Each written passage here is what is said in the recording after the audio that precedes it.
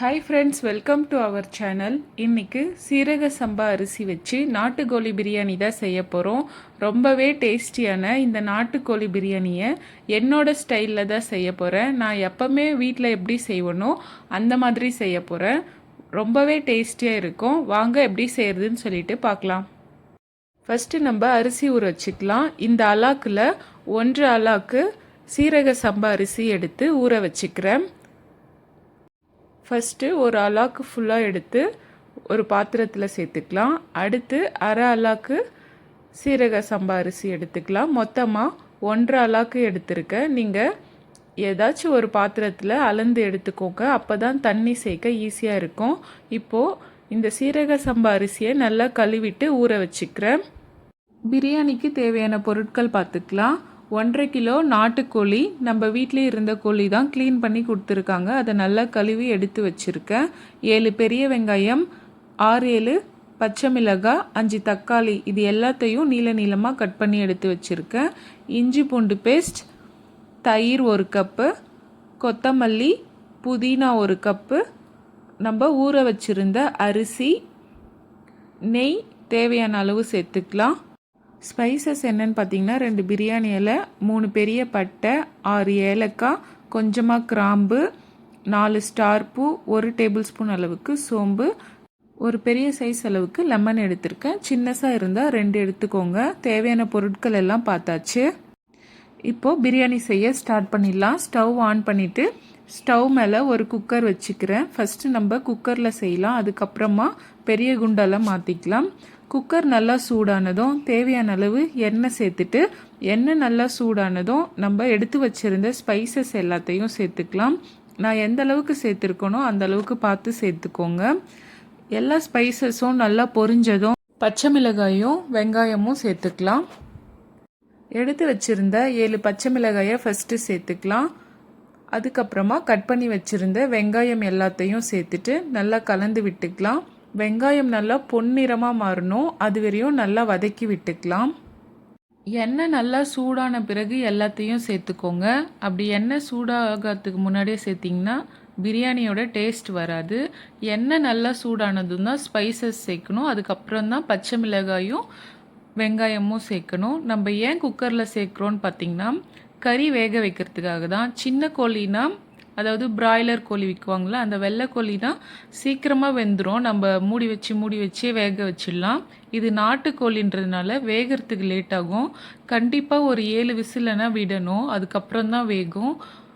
அதனால தான் குக்கரில் ஃபஸ்ட்டு கறி வேக வச்சுட்டு அதுக்கப்புறமா நம்ம பெரிய பிரியாணி குண்டால மாற்றிக்கலாம். பாருங்கள், இந்த அளவுக்கு வெங்காயம் நல்லா பொன்னிறமாக மாறணும். இந்த அளவுக்கு வந்தால் தான் நம்மளுக்கு பிரியாணியோட டேஸ்ட்டு ரொம்பவே நல்லாயிருக்கும். இப்போது பொன்னிறமாக மாறினதுக்கப்புறம் நம்ம எடுத்து வச்சுருந்த சிக்கனை சேர்த்துக்கலாம். சிக்கன் எல்லாத்தையும் சேர்த்துட்டு நல்லா கலந்து விட்டுக்கலாம். எண்ணெயில் நல்லா வதங்கட்டும். இதோட கலர் மாறி சிக்கனில் இருக்கிற தண்ணியெல்லாம் வெளியே வர்ற வரையும் நல்லா வதக்கி விட்டுக்கலாம். நம்ம கடையில் விற்கிற நார்மல் கோழி பிரியாணியோட இந்த நாட்டுக்கோழி பிரியாணி ரொம்பவே டேஸ்டியாக இருக்கும். ஒரு டைம் கடையில் கூட நாட்டுக்கோழி விற்கிறாங்க, அதை வாங்கி ட்ரை பண்ணி பாருங்கள். ரொம்பவே சூப்பராக இருக்கும். கறி பாருங்கள் நல்லா வதங்கிருச்சு, அதில் இருக்கிற தண்ணியெல்லாம் நல்லா வெளியே வந்திருக்கு. இந்த நேரத்தில் நம்ம கட் பண்ணி வச்சுருந்த தக்காளி எல்லாத்தையும் சேர்த்துக்கலாம். தக்காளி எல்லாத்தையும் சேர்த்ததுக்கப்புறமா கறிக்கு தேவையான உப்பு சேர்த்துக்கலாம். 1.5 டேபிள் ஸ்பூன் அளவுக்கு கல் உப்பு சேர்த்துக்கிறேன். காரத்துக்கு ஏற்றாற் போல் மிளகாய்த்தூள் சேர்த்துக்கலாம். 2.5 டேபிள் ஸ்பூன் அளவுக்கு தனி மிளகாய்த்தூள் சேர்த்துக்கிறேன். தனி மிளகாய்த்தூள் சேர்த்துட்டு நல்லா கலந்து விட்டுக்கலாம். நல்லா கலந்து விட்டதுக்கப்புறமா நம்ம தேவையான அளவு தண்ணி சேர்த்துட்டு விசில் போட்டுக்கலாம். தக்காளி மிளகாய்த்தூளெல்லாம் எதுக்கு இப்போ சேர்க்குறோன்னு பார்த்தீங்கன்னா கறியில் நல்லா மிளகாய்த்தூளோட காரமெல்லாம் நல்லா இறங்கும். நம்ம தனியாக கறியை வேக வச்சு சேர்க்குறதோட இந்த மாதிரி எல்லாத்தையும் ஒன்றா சேர்க்கும்போது டேஸ்ட்டும் சூப்பராக இருக்கும். காரமும் நல்லா இறங்கியிருக்கும். உப்பு காரம் எல்லாமே சூப்பராக இறங்கியிருக்கும். தக்காளியும் நல்லா வெந்து நம்ம பிரியாணி செய்யும்போது அதோட தக்காளியோட தோலெல்லாம் கண்ணுக்கே தெரியாது, நல்லா வெந்துட்டுருக்கும். அதனால தான் நம்ம எல்லாத்தையும் இப்போயே சேர்த்துட்டு விசில் விட போகிறோம்.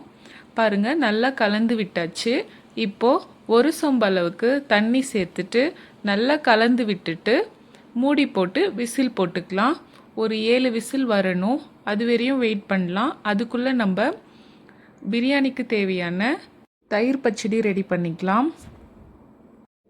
குக்கருக்கு மூடி போட்டாச்சு, விசில் வரட்டும். இப்போ போய் தயிர் பச்சடி ரெடி பண்ணிக்கலாம். நான் வெங்காயமும் வெள்ளரிக்காவும் சின்ன சின்னசாக கட் பண்ணி வச்சுருக்கேன் பாருங்கள். இப்போ இதை நல்லா கலந்து விட்டுக்கலாம். வெங்காயமும் வெள்ளரிக்காவும் எல்லாத்தையும் நல்லா கலந்து விட்டுட்டு கொத்தமல்லி கொஞ்சமாக சேர்த்துக்கலாம். டேஸ்ட்டு ரொம்ப நல்லாயிருக்கும். இப்போ நம்ம எடுத்து வச்சுருந்த தயிரில் பாதி தயிரை பச்சடிக்கு சேர்த்துக்கலாம், மிச்ச பாதி தயிரை பிரியாணிக்கு சேர்த்துக்கலாம்.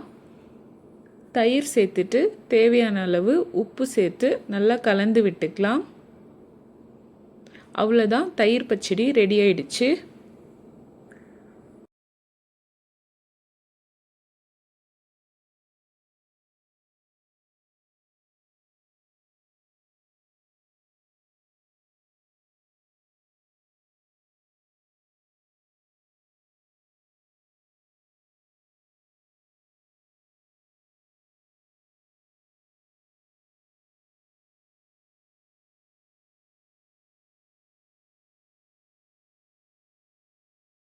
தயிர் பச்சடி ரெடி பண்ணியாச்சு. இப்போது தட்டு போட்டு மூடி ஒரு ஓரமாக வச்சிடலாம். இப்போது பிரியாணிக்கு தேவையான லெமனை புழிஞ்சு எடுத்துக்கலாம். பாருங்கள், இது கொஞ்சம் பெரிய லெமனாக இருக்குது, அதனால் ஒரு லெமன் எடுத்திருக்கேன். சின்ன லெமனாக இருந்தால் 2 எடுத்துக்கோங்க. அதோட விதையெல்லாம் எடுத்துட்டு இந்த மாதிரி புழிஞ்சு வச்சுக்கோங்க. ஃபஸ்ட்டு இதெல்லாம் செஞ்சுக்கோங்க, அப்போ தான் நம்ம பிரியாணி செய்ய ஈஸியாக இருக்கும்.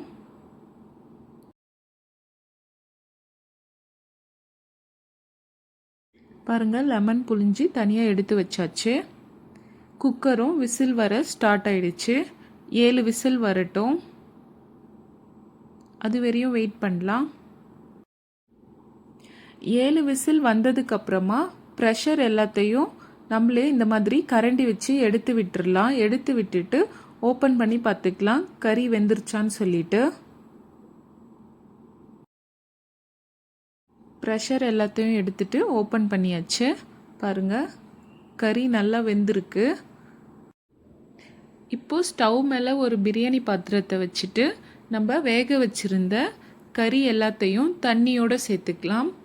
பாருங்கள், இதில் தக்காளி எல்லாமே நல்லா வெந்து நம்மளுக்கு கண்ணுக்கே தெரியல பாருங்கள், அந்த அளவுக்கு நல்லா வெந்திருக்கு. அதனால தான் தக்காளியும் வேகும் போதே சேர்த்துட்டோம். இந்த நேரத்தில் நம்ம 2 டேபிள் ஸ்பூன் அளவுக்கு இஞ்சி பூண்டு பேஸ்ட்டு சேர்த்துக்கலாம். இஞ்சி பூண்டு பேஸ்ட்டு சேர்த்ததுக்கப்புறமா ஒரு சின்ன கப்பில் 1 கப் அளவுக்கு தயிர் சேர்த்துக்கோங்க. தயிர் சேர்த்துட்டு இப்போது இஞ்சி பூண்டு பேஸ்ட்டையும் தயிரையும் நல்லா கலந்து விட்டுக்கலாம். 1 நிமிஷத்துக்கு கொதிக்கட்டும் நல்லா.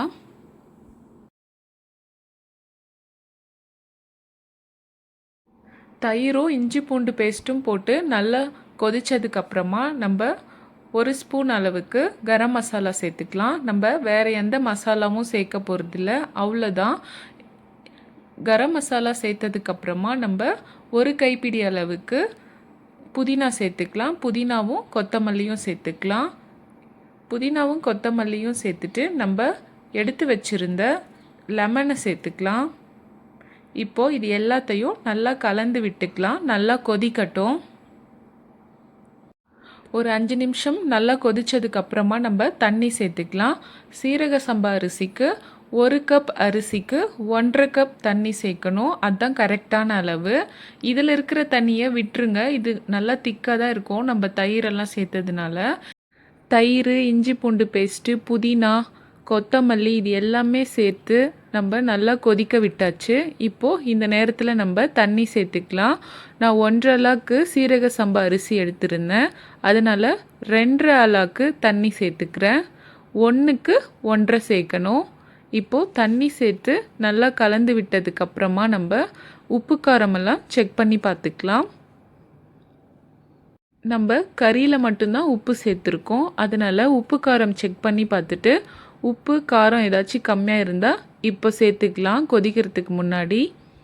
இப்போது இதில் எல்லாமே கரெக்டாக இருக்குது, உப்பு மட்டும் கொஞ்சம் கம்மியாக இருந்தது, அதனால் நான் சேர்த்துட்டேன். இப்போ தட்டு போட்டு மூடி வச்சிடலாம், ஒரு கொதி வரட்டும். ஒரு கொதி வந்ததுக்கப்புறமா பாருங்கள், பிரியாணியில் கலர் இல்லை, நம்ம எந்த கலரும் சேர்க்க தேவையில்லை, கடையில் வாங்கிடலாம். நம்ம மஞ்சள் தூளே சேர்த்துக்கலாம், அதே நல்ல கலர் கொடுக்கும் நம்மளுக்கு. பாருங்கள், மஞ்சள் தூள் சேர்த்ததும் எந்த அளவுக்கு கலர் வந்திருக்குன்னு சொல்லிட்டு நான் ஒரு 3/4 டேபிள் ஸ்பூன் அளவுக்கு மஞ்சள் தூள் சேர்த்துக்கிட்டேன். இப்போது மஞ்சள் தூள் நல்லா கொதிக்கட்டும். உப்பு கம்மியாக இருந்ததுனால உப்பும் கொஞ்சமாக சேர்த்துட்டேன். இப்போது இது நல்லா கொதித்ததுக்கப்புறமா அரிசி சேர்த்துக்கலாம். உப்பு கரெக்டாக செக் பண்ணி பார்த்து போட்டுக்கோங்க. உப்பு கம்மியாக இருந்தால் அதுக்கப்புறம் சாப்பிட முடியாது. பிரியாணி செஞ்சதுக்கப்புறமும் உப்பு சேர்க்கவும் முடியாது. அதனால் இப்போயே கரெக்டாக இருக்கான்ட்டு செக் பண்ணி பார்த்துக்கோங்க. கலர் பாருங்கள் எந்த அளவுக்கு சூப்பராக வந்திருக்குன்னு சொல்லிட்டு. நம்ம கடையில் வாங்கி அந்த கேசரி பவுடர்னு சொல்கிறோம் இல்லைங்களா, ஃபுட் கலர், அது சேர்க்கறதோட நம்ம மஞ்சள் தூளே சேர்த்துக்கலாம். ரொம்பவே நல்லதும் கூட உடம்புக்கு. தண்ணி நல்லா கொதிச்சிடுச்சு. இந்த நேரத்தில் நம்ம அரிசி சேர்த்துக்கலாம். நம்ம எந்த அரிசியில் பிரியாணி செஞ்சாலும் சீரக சம்பா அரிசியில் பிரியாணி செய்கிற மாதிரி வராது. ஏன்னா இந்த அரிசியோட வாசனையே தனி தான். ஊற வைக்கும் போதே இந்த அரிசியோட வாசனை சூப்பராக இருக்குது. அதில் பிரியாணி செஞ்சோம்னா இன்னும் டேஸ்ட்டாக இருக்கும்.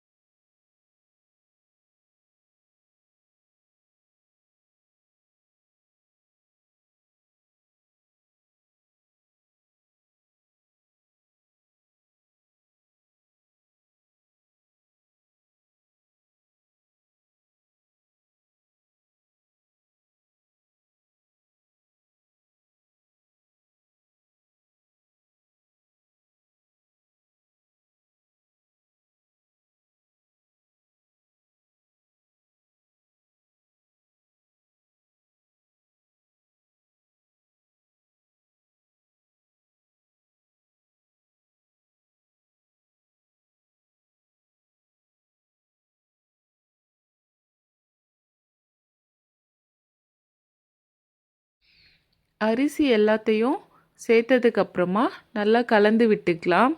நல்லா கலந்து விட்டுட்டு ஒரு தட்டு போட்டு மூடி வச்சிடலாம். அரிசி ஒரு கொதி வந்ததுக்கப்புறமா நம்ம ஓப்பன் பண்ணி கலந்து விட்டுட்டு நெய் சேர்த்துக்கலாம்.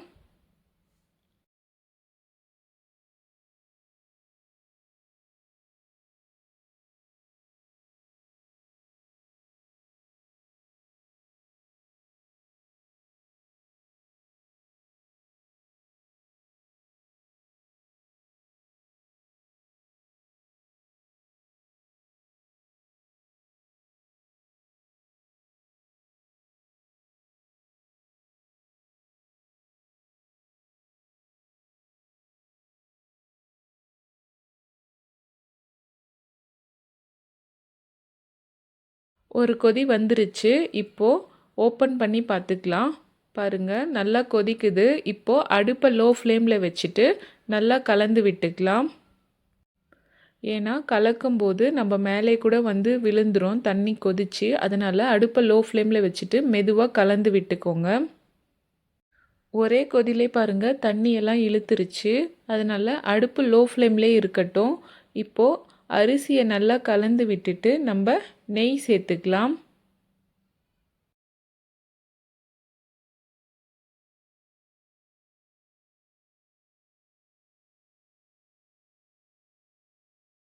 நான் இன்றைக்கி ஜிஆர்பி நெய் தான் எடுத்திருக்கேன். ஒரு 3 டேபிள் ஸ்பூன் அளவுக்கு ஜிஆர்பி நெய்யை பிரியாணியில் இந்த மாதிரி சேர்த்துக்கலாம். பிரியாணியில் சேர்த்ததுக்கப்புறமா தட்டு போட்டு மூடி வச்சிடலாம். அரிசி நல்லா வேகட்டும். அடுப்பு லோ ஃப்ளேம்லேயே இருக்கட்டும். ஹை ஃப்ளேமில் வைக்கக்கூடாது. ஒரு 2-3 டைம் ஓப்பன் பண்ணி கலந்து விட்டுக்கலாம். தண்ணி எல்லாம் நல்லா சுண்டுனதுக்கப்புறமா நம்ம தம் போட்டுக்கலாம். இப்போது பிரியாணி செஞ்சு முடிக்கிற வரையுமே லோ ஃப்ளேமில் தான் இருக்கணும். ஹை ஃப்ளேமில் வைக்கக்கூடாது. ஒரு கொதி வந்ததுமே அடுப்பை லோ ஃப்ளேமில் வச்சுட்டு நம்ம கலந்து விடுறோம் இல்லைங்களா, அப்போ இருந்தே அடுப்பு லோ ஃப்ளேமில் தான் இருக்கணும். ஹை ஃப்ளேமில் வைக்கக்கூடாது. அப்போ தான் அரிசியும் நல்லா வெந்து வரும்.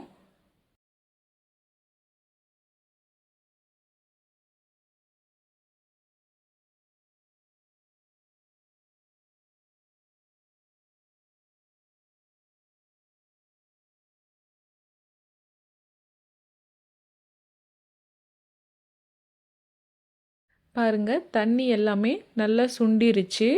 அதனால் நல்லா கலந்து விட்டதுக்கப்புறமா இந்த மாதிரி சரிசமமாக செஞ்சு விட்டுக்கோங்க. செஞ்சுட்டு இதுக்கு மேலே நம்ம கொத்தமல்லியையும் புதினாவையும் சேர்த்துட்டு தம் போட்டுக்கலாம். ஒரு கைப்பிடி அளவுக்கு புதினா சேர்த்துக்கலாம். புதினா சேர்த்துட்டு ஒரு தட்டு போட்டு மூடி வச்சுட்டு அதுக்கு மேலே வெயிட் வைக்கிறதுக்காக ஒரு பாத்திரத்தில் தண்ணி பிடிச்சி வச்சுருக்கேன். இப்போது லோ ஃப்ளேம்லேயே இருக்கட்டும் ஒரு 5 நிமிஷம். அதுக்கப்புறமா ஆஃப் பண்ணிடலாம். 5 நிமிஷம் தம் போட்டதுக்கப்புறமா ஓப்பன் பண்ணி பார்த்துக்கலாம் எப்படி இருக்குன்னு சொல்லிட்டு.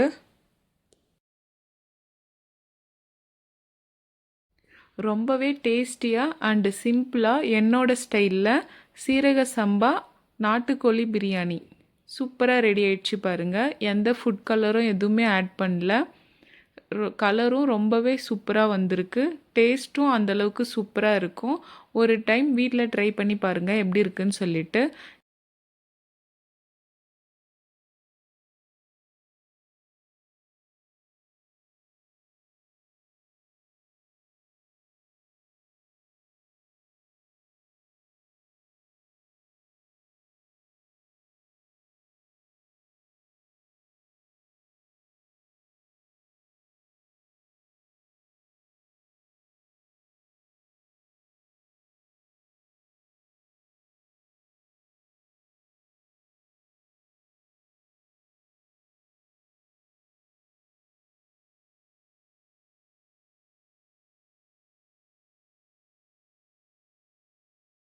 நான் போட்ட இந்த வீடியோ உங்களுக்கு பிடிச்சிருந்தா லைக் பண்ணுங்கள், ஷேர் பண்ணுங்கள், சப்ஸ்கிரைப் பண்ணுங்கள். பக்கத்தில் இருக்கிற பெல் பட்டனை கிளிக் பண்ணிக்கோங்க. அப்போ தான் நான் போடுற வீடியோ உங்களுக்கு நோட்டிஃபிகேஷனாக வரும். Thank you friends.